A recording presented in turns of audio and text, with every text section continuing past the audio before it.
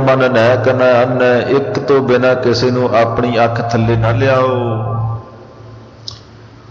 पूर्ण प्रेम प्रतीत सजै ब्रत गोड़, मड़ी मट भूल न मानै। किसी ते ना जाओ, किसी ते विश्वास न रखो, करते पुरख दी पूजा करो। पूजा अकाल दी, परचा शब्द दा, दीदार खालसे दा। किरत करो नाम जपो, वंड छको, ये सिद्धांत है गुरु घर दा। जिहड़े लोग सन्यासी हो गए, जटा बना लईआं, तीर्थां दे तुरे फिरदे, नौ वधा के सवाह मल के, सतगुरु पातशाह महाराज जी कहते जे जड़ावां वधाउणीआं ते जत दियां वधा, जत दियां जत पहारा, धीरज सुनियार, आहरण मत वेद हथियार। फिर जिहड़ा परमेश्वर दे नाल जुड़ना वो तीर्थ बना, घाट ही तीर्थ नहावा। नेम वधा अपना, नेम सेवा करनी, बाणी पढ़नी, सिमरन करना, लोकां दा भला करना, परोपकार हिरदा रखना, परोपकारी होना। नेकी कर दरिया में डाल, भुल जा परोपकार करके मैं किसी दा कीता। दयावान होना, क्षमा करनी, संतोखी हिरदा होना। महाराज सच्चे पातशाह कहते ये नौ वधाने कर अपने।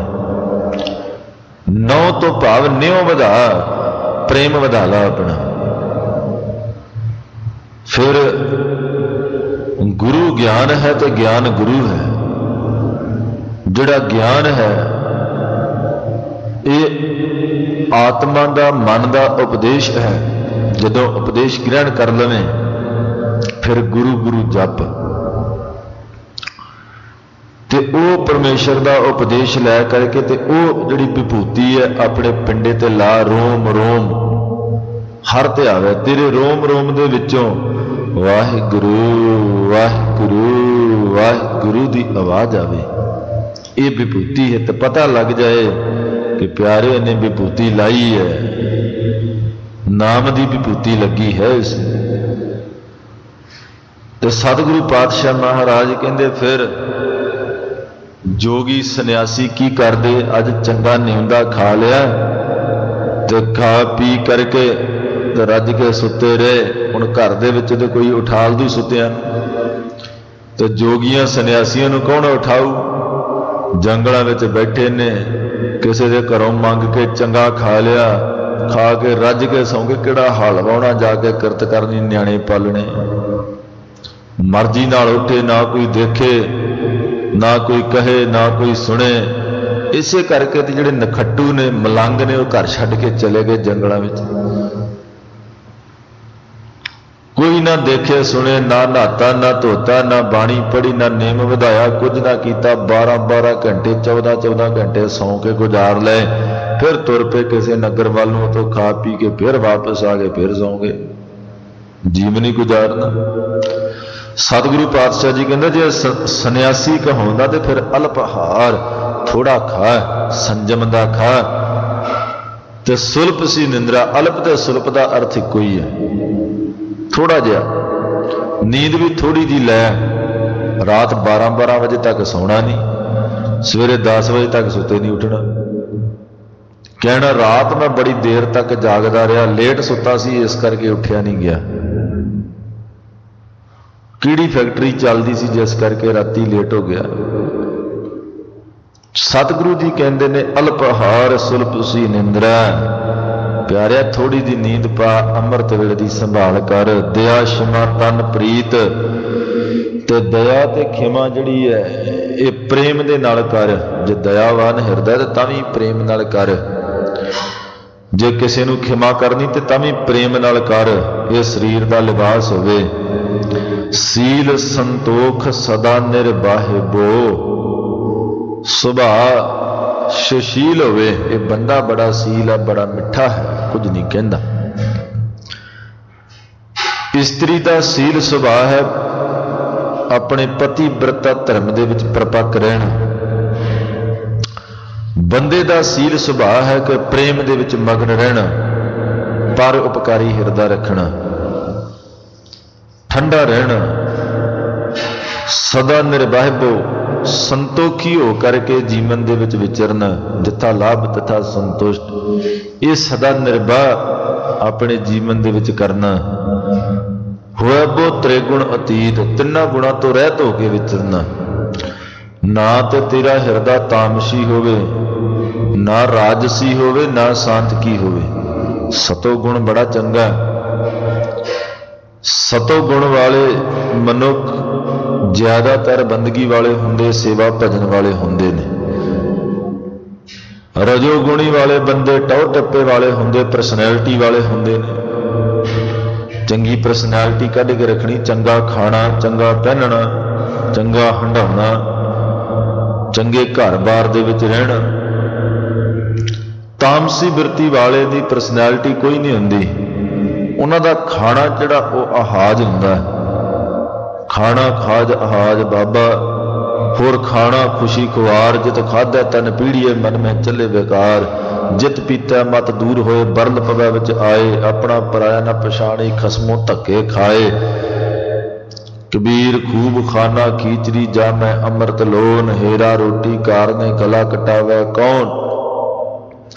उन्हां दा खाना इहो जिहा है तामसी बिरती ने। फिर ओह जिहा खाना खा करके फिर लोगों नूं ठगदे फिरदे ने, लोभ दे हलका दे विच तुरे फिरदे ने। ये वखरे वखरे सुभाਅ ने, ते हरेक बंदे दा कोई ना कोई सुभाਅ जरूर हुंदा है। किसी दा तामसी बिरती दा सुभाਅ है, वो क्रोधी होवेगा, लालची होवेगा। सतगुरु पातशाह महाराज कहते इहो जे बिरती वाले सुभाअ वाले मनुख कदे दयावान नहीं हुंदे, कदे परोपकारी नहीं हुंदे, कदे वो ठंडे नहीं हुंदे। सूरज कदे ठंडा नहीं हुंदा। इसे तरीके दे नाल सच्चे पातशाह महाराज बख्शिश करते ने कि जिहड़ा सांतकी सुभाअ वाला है वो दयावान होएगा, परोपकारी होएगा, भजन बंदगी वाला होएगा, ठंडा होएगा दिल दा। राजसी बिरती वाला टौर टप्पे वाला होएगा, परसनैलिटी कढ़ेगा, चंगा खाएगा, चंगा हंडाएगा। वखरे वखरे गुण ने, एक एक गुण सारे बंदियां दे विच है। एक एक गुण करके उतरिया फिरदा। ते सतगुरु पातशाह जी कहते तू तिन्ना गुणा तो रहत रहना। जे किसी दे वल वेख करके अपने सुभाअ नूं बदल लिया, तामसी सुभाअ नूं बदल के राजसी बिरती विच आ गयो। तामसी ते राजसी बदल सकते ने,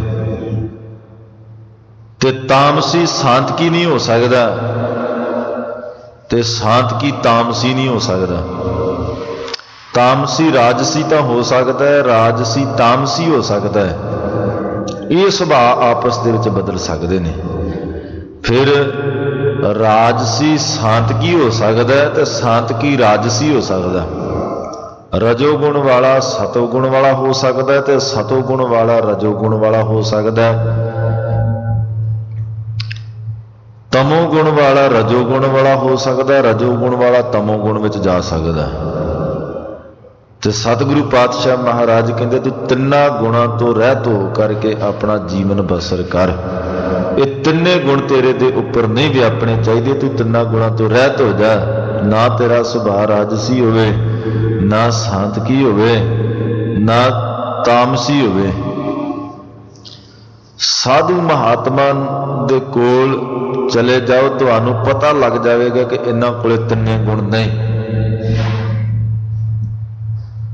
उन्होंने परोपकार करना तो कोई इच्छा नहीं, कोई सेवा करनी है तो कोई कामना नहीं, बाणी पढ़नी है तो कोई गिण मिण के नहीं। अठे पहर एक तै लवे, मन्नेन हुक्म अपार। अठे पैर हुक्म मन करके एक मन ला करके परमेश्वर की बंदगी करी जाते ने, करी जाते ने, करी जाते ने। सादा लिबास है उन्होंने तन के उपर, कोई राजसी चिन्ह नहीं। सादा भोजन है, इस करके तामसी बिरती नहीं। रुखी सुखी खाए का ठंडा पानी पी, देख पराई चोपड़ी ना तरसाए जी। ये उन्हों का बिरती है, उन्हों का सुभाअ है। वो तिन्ना गुणों तो रहत होकर विचरते हैं। तो कलगीधर पातशाह महाराज कहते जब सन्यासी कहाउंदा तो ये गुण अपनाने पैणगे। काम क्रोध हंकार लोभ हठ मोह न मन सो लियावै। बाबा जी बड़िया बड़िया लंबिया जड़ावां ने, बड़े बड़े लम्बे नौ ने, शरीर ते सुवाह मिली है, बड़िया बड़िया उच्चियां पदवियां वालियां गल्लां करते हैं।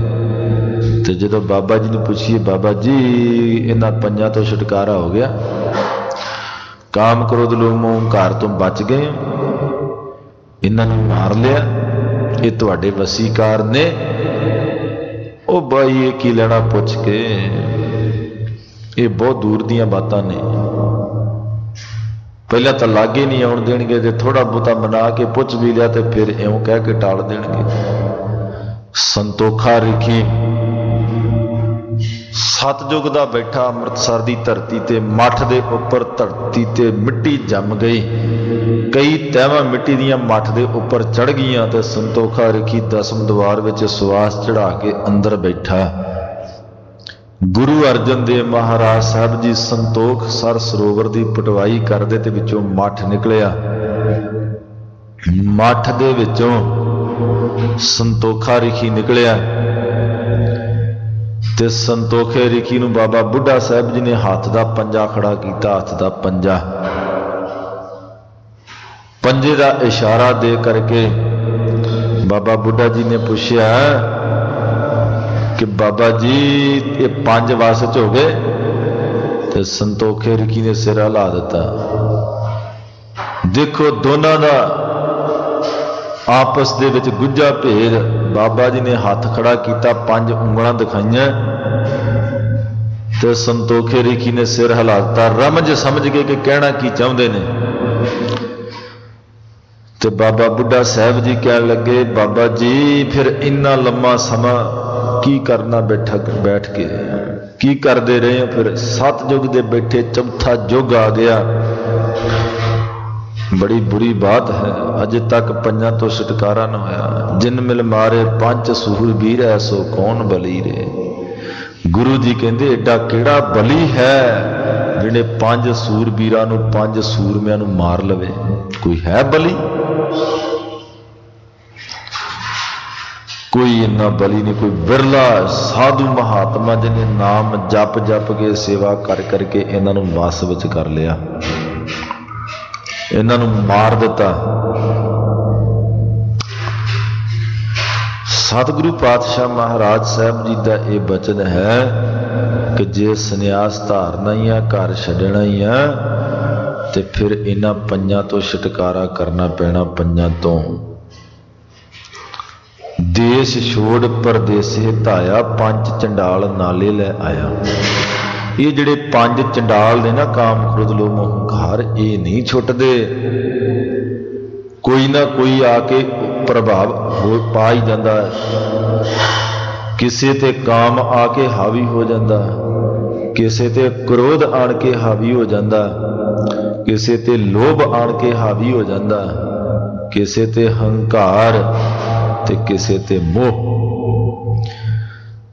दुर्वाशा रिखी सारिया रिखियां तो श्रोमणी रिखी सब तो वध बंदगी वाला ते पर क्रोधी सी। प्यारे नूं क्रोध ने नहीं छड्डिया, जिस करके परमेश्वर दी प्राप्ति नहीं कर सकिया। विआउण गया, सौरे ने यह गल कह दी कि पुत रिखी मेरी धी 100 भुल भी कर दे तो इनू खिमा कर दी। पता सी क्रोधी बड़ा, श्राप ना दे देवे।